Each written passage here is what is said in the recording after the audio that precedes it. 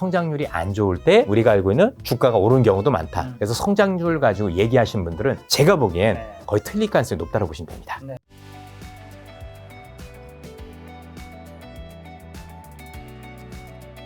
자, 그리고 또 민주당이 추진한 3차 상법 개정안의 핵심이 자사주 소가 의무화인데 이 법안이 통과되면 실제로 코리아 디스카운트에서 고속표 5천 시대가 열릴 수 있다고 보시나요? 이것 때문에 5천이 가진 않습니다. 지금 5천이라는 지수를 가고 있는 건 AI 때문에 반도체가 좋아서 가고 있는 겁니다. 다만 이 법이 중요한 게 뭐냐면 지수를 많이 올리는 게 중요한 게 아니고요. 목적 자체가 우리가 그동안 한국 주식시장에서 가장 큰 문제는 너무 변동성이 크다라는 겁니다. 그래서 쫙 올라갔다가 결국 제자리 오고 쉽게 얘기하면 장기 투자가 불가능했던 거죠. 그래서 아니 뭐 한국 투자자는 뭐 길게 볼 필요 없고 단기적으로 그냥 주식 오를 때 좀 샀다가 다 팔고 나와서 집 사야 돼. 이런 방향이었다라면 지금 그 방향을 돌리겠다는 게 목적인 겁니다. 한국 시장도 길게 오르다 좀 빠지기도 하지만 그래도 길게 오고 보면 결국은 주식은 우상향하더라. 이런 것들을 만들어주는 게 상법 개정의 취지라고 보시면 될 것 같고요. 요즘 뭐 장기 투자하면 뭐 혜택 준다는 뭐 이야기도 그렇죠. 있던데요. 예. 그러려면 사실은 이 법만 가지고는 안 됩니다. 이 법이라는 게 결국에 이제 자사주도 매입 소각 의무하면 이번에는 되겠지만 그럼 나중에 자사주 안 사도 되잖아요. 그럼 기업들한테 돈 있으면 무조건 자사주 의무적으로 사. 이럴 수는 없는 거 아니에요. 그죠? 그럼 이게 굉장히 자리를 잡게 하려면 단순히 자사주 있다고 해서 소각 의무하다라고 얘기할 게 아니라 자사주를 샀었을 때 기업들한테도 뭔가 이득이 있어야 되는 거고 왜냐면 움직이는 건 기업이에요. 근데 기업들이 내가 이것만 해서 손해가 난다는 할 리가 없거든요. 그래서 뭔가 연속성을 가지고 가려면 이 정도 법 개정만 가지고는 안 되고 제가 보기에는 조금 더 구체적으로 이게 우리 투자자들한테도 좋고 기업들한테도 이랬을 경우 뭔가 득이 될 수 있는 쪽으로 같이 중지를 모아가야 된다고 생각을 해요. 또 하나는 그래요. 결국에 5천이든 6천이든 핵심은 자사주를 매입해서 소각해서 되는 게 아니라 결국 기업의 실적이 좋아져야 되잖아요. 그러면 우리 기업들이 우리 대기업들이 우리 중소기업들이 앞으로도 지금 중국하고 엄청 경쟁하지 않습니까? 되게 불리하잖아요. 중국이란 나라는 지금 기업들 엄청 밀어주고 있지 않습니까? 그럼 우리도 그렇게 해야죠. 그렇게 해서 앞으로도 꾸준히 이익을 창출할 수 있는 여건이 될 수 있도록 정치적 뒷받침이 돼야 돼요. 이제는 정치가 뒷받침돼야 돼요. 제가 트럼프란 분을 좋아하진 않지만 이 사람이 하나 부러운 건 뭐냐면 미국을 위해서 하잖아요. 미국에 투자해. 그죠? 미국 거 유리하게 해. 물론 이 방식의 차이는 있겠지 모르겠지만 저는 그 마음가짐이 되게 중요한 것 같아요. 기업을 적으로 보면 안 됩니다. 기업은 우리 입장에서 놓고 보면 내 직장이기도 한 거지만 투자자 입장에서 보면 앞으로 이익을 내서 내가 투자할 대상이 되는 거예요. 그렇죠? 우리나라에 있는 기업이 이익을 많이 내고 그러려면 정부도 단순히 상법 개정을 통해서 뭐 코리아 5천을 위해서 이거다가 아니라 앞으로 5천이라는 게 지속 성장 가능하게 돈을 벌 수 있게끔 우리 기업들 얘기도 좀 많이 들어주시고 기업들이 돈을 더 많이 벌게 해주면 이거 안 해도 5천 갑니다. 이거 안 해도 자사주 안 사도 5천 가고 그런 시대를 만들어주는 게 더 중요하다고 정부 생각해요. 정책 중 하나가 부동산 규제를 엄청나게 하는 것 중 하나가 이제 뭐 집값 안정도 있지만 부동산의 자금을 증시로 옮겨서 증시를 좀 높이려고 하는 것도 있는데 그건 실제로 좀 데이터나 아니면 뭐 금융시장에 봤을 때 실제로 부동산 자금이 좀 증시로 많이 오고 있나요? 이게 어떻게 오느냐가 중요한 것 같아요. 네. 예를 들어서 이제는 내가 투자를 하다 보니까 부동산이 답이 아니야. 정말 이제는 주식의 시대구나라고 해서 오는 자금이냐. 아직은 그 정도는 아닌 것 예, 같은데. 아니면 내가 집 살라고 그랬더니 너무 높아. 할 수 없어서 야 주식이라도 해볼까라고 하느냐. 저는 오면 후자인 것 같아요. 지금 후장 같은데 예, 아직. 근데 시장의 방향을 돌리려면 전자로 해줘야 돼요. 그렇죠. 만약에 그러니까 사람들이 볼 땐 야 주식 부동산도 좋았지만 앞으로 이제는 몇십 년을 내다 보면 주식이 시대지. 그러려면 뭐가 된다고요? 우리나라 기업들이 좋아져야 된다고요. 벤처도 많이 육성이 돼야 되고 그래서 저는 이게 하기 좋은 가장 큰 게 벤처 육성이에요. 여러분들 미국에 있는 지수가 계속 우상향할 수 있었던 가장 큰 이유가 뭔지 아십니까? 자사주 매입 소각이 아니고요. 벤처였어요. 왜냐면 지금 시가총액 1등부터 10등 안에 벅셔 해서웨이 하나 빼놓고 다 벤처예요. 엔비디아도 벤처, 테슬라도 벤처, 구글도 벤처.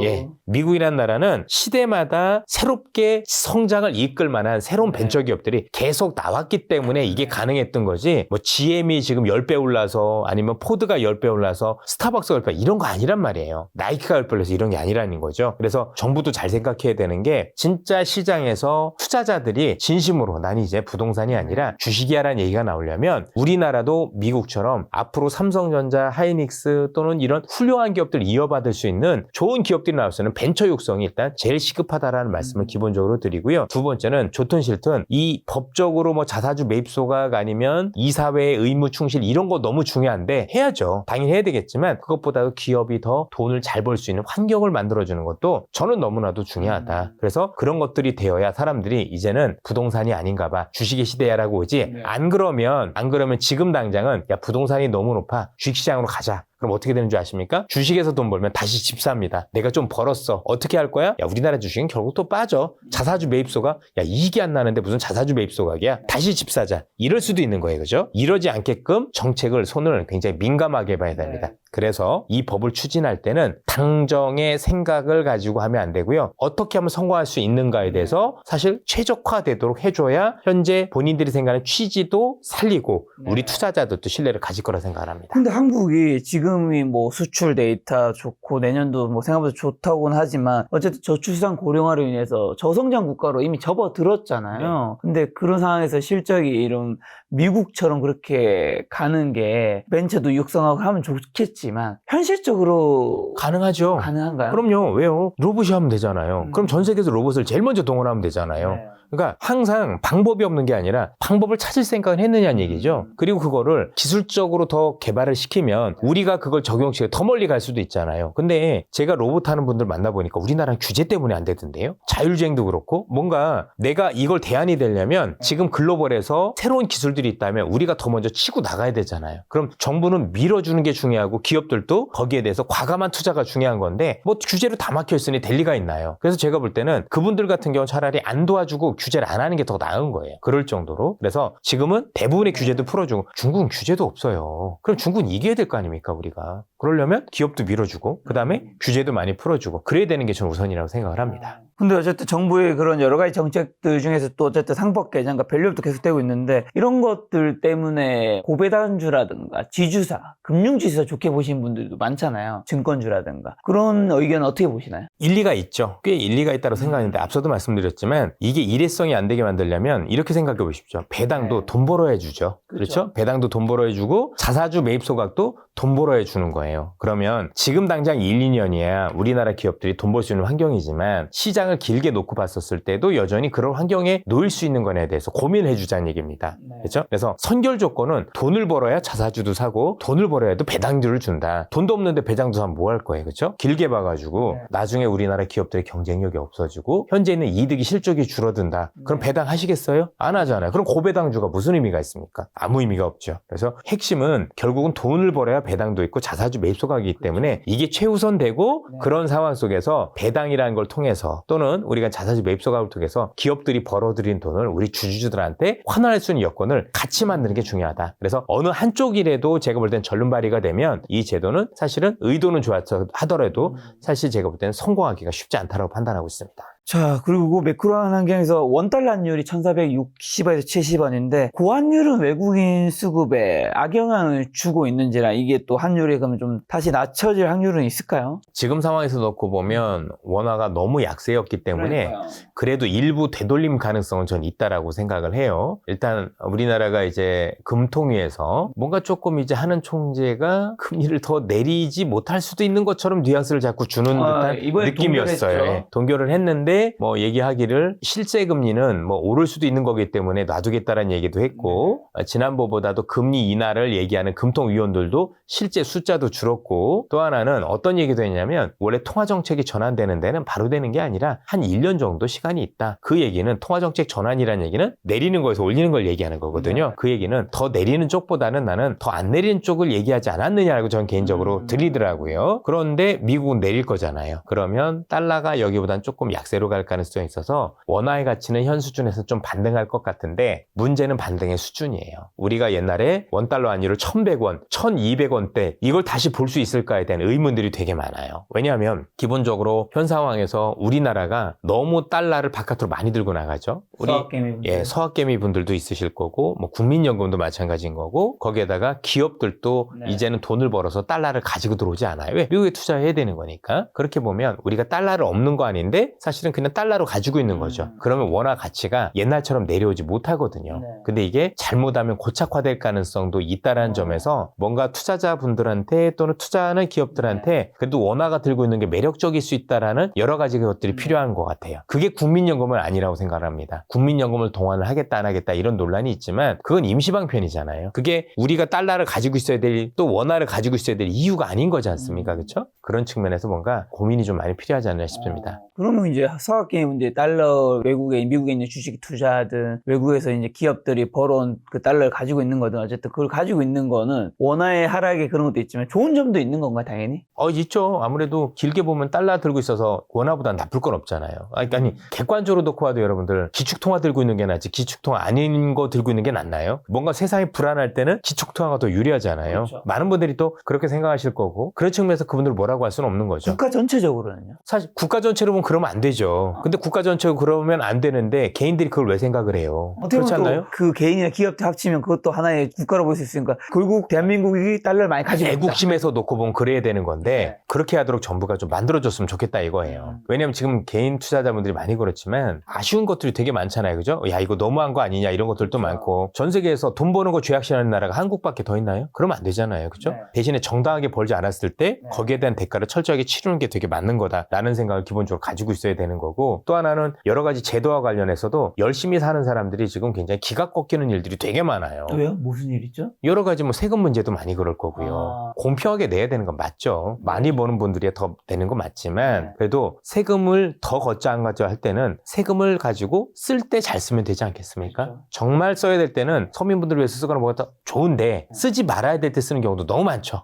이런 걸 왜 쓰지? 그런 것들만 잘 줄여도 이 정도는 아닐 텐데 사실 열심히 일하는 사람들 입장에서 굉장히 어려운 경우들이 많아지는 것 같아요. 그래서 세금을 걷는 것도 너무너무 중요하지만 그 세금을 가지고 재정을 지출하는 입장에서도 정말 낭비성 이런 것들이 없는지 제가 좀 냉정하게 얘기하면 낭비성 예산이 없는 게 아니라 있겠죠. 대부분일걸요? 제가 볼 땐 대부분일걸요? 왜냐면 제가 옛날에 재정학회에서도 일을 해봤기 때문에 그때도 세금 세는 게 대단했어요. 그래서 그 생각부터 했어요. 우리나라에서는 탈세하는 사람만 막는 탈세하신 분들 그러면 안 되지만 그 사람들 세금만 제대로 걷고 돈 세고 있는 것만 제대로만 막아도요. 우리 서민들 세금 다 안 내도 될 정도예요. 그럴 정도입니다. 그래서 일단 그것부터가 더 중요하다. 이런 말씀 드리고 싶습니다. 잘 쓰는 게 중요하고 그렇죠. 더 나아가서 제가 아는 자산가분은 뭐 세금 많이 내는 게 존경까진 몰라도 그래도 인정은 해줘야 되는 거 아닌가. 근데 세금 많이 내는 걸 또 안 좋게 보는 그렇죠. 너가 어떻게 돈을 벌어서 뭐 이런 식으로 보는 시선에 그러니까 자기들이 좀 그걸 허탈하다고 나쁘게 벌었으면 문제가 되죠. 나쁘게 보면 당연히 예, 그런 문제가 되고 환수도 해야 되고 네. 그런데 열심히 땀 흘려서 번 사람들을 죄악시하면 절대로 안 되는 거예요. 그건 절대 안 되죠. 열심히 해서 번 거를 어쨌든 사회에 다시 나누는 거 중에 하나가 세금인 건데. 저는 말입니다. 열심히 살았던 사람과 그렇지 않은 사람들은 같이 똑같이 살면 안 돼요. 그럼 열심히 살아야 될 어떤 이유도 없어지는 거예요. 그렇죠. 그게 자본주의 기본 원칙 중 하나 아닌가? 대신에 우리 이제 서민들 분들 중에서도 열심히 살아가는 가운데서도 어려우신 분들이 있다면 그건 국가가 그렇죠. 나름대로 안전장치를 많이 마련해 줘야 되는 게 중요한 거지. 네. 사실은 열심히 땀에 흘린 대가에 대해서는 박수도 많이 쳐주고 그렇죠? 아 나도 저렇게 돼야 되겠다라는 꿈도 갖게 해주는 건 저는 되게 중요하다고 생각을 합니다. 자, 마지막 두 가지 질문 드리고 오늘 방송 마칠까 하는데 AI 버블 논란도 있고 고환율도 있고 여러 가지 변수 많은데 지금 여전히 불안해하시는 분들 많죠. 왜냐하면 증시도 굉장히 많이 오른 상태이기도 하니까요. 지금 현금 비중 늘려야 할 땐가요? 줄여야 할 땐가요? 베팅해야 될 때일까요?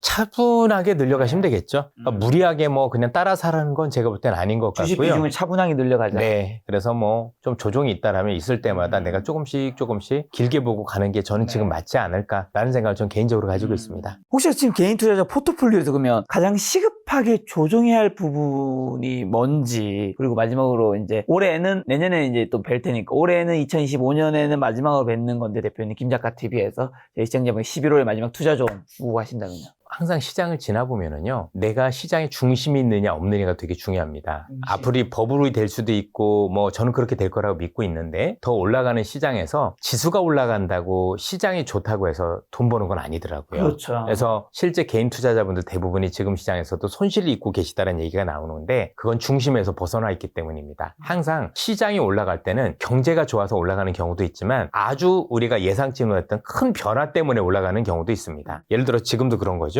AI라는 새로운 어떤 기술의 변화 이런 게 있는데 그 기술의 변화에 가장 최적화됐을 때 돈을 벌 수 있는 건데 변화는 AI 변화인데 나는 엉뚱한 데가 있으면 실제 지수가 좋아도 소외가 되는 경우가 많습니다. 그래서 가장 먼저 드려야 될 것은 물론 얼마나 올라가느냐도 되게 중요하지만 현재 시장이 어떤 게 변하고 있지? 그리고 변하는 과정 속에서 내가 가진 기업이 거기에 최적화된 기업인가? 거기서 경쟁력을 가지고 돈을 벌 수 있는 기업인가를 따져보시고 그렇다라면 더 사시고 그렇지 않다라고 하면 과감하게 포트폴리오 교체를 고민해 고민해 보실 필요가 있다고 생각을 합니다. 시장을 이끄는 주도주 안에서 지금 좀 투자를 하고 있어야 한다고 말씀해 주셨는데 요즘에 시청자분들이 댓글로 야 요즘에 이렇게 경제가 안 좋은데 내수가 안 좋은데 증시가 오르는 게 말이 되냐 말이 됩니다. 그 이유 좀 설명해 주세요.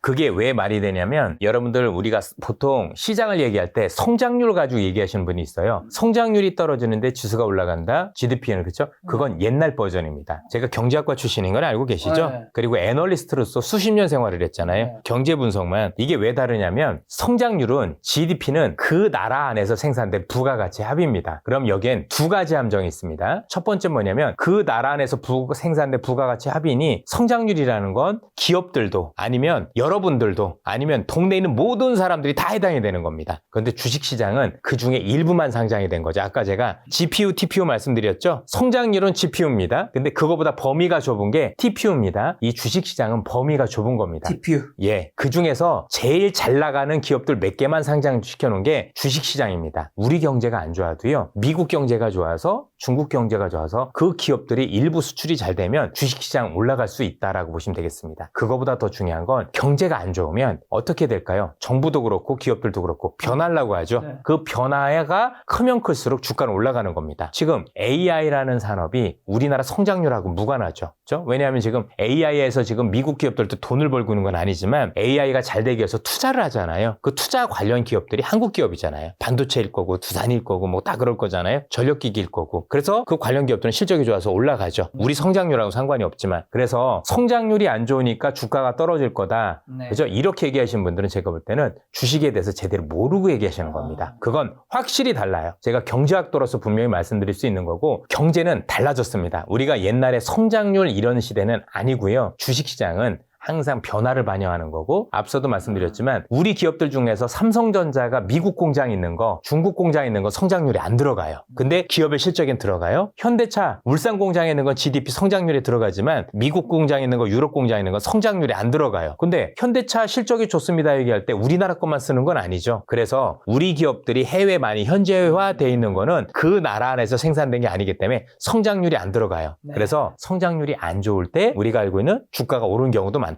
그래서 성장률 가지고 얘기하신 분들은 제가 보기엔 네. 거의 틀릴 가능성이 높다고 보시면 됩니다. 네, 경제가 안 좋아도 성장률이 안 좋아도 주식시장은 충분히 오를 수 있다. 이제 이걸로 그런 댓글은 없애도록 그럼요. 하겠습니다. 없애야죠. 자, 다음번에 또 대표님 모시고 좋은 이야기 들어보도록 하겠습니다. 오늘 만난 손님은 이선재 대표님이었습니다. 지금까지 소중한 시간 함께해 주셔서 정말 감사합니다. 오늘도 김 작가였습니다. 고생 많으셨습니다. 감사합니다.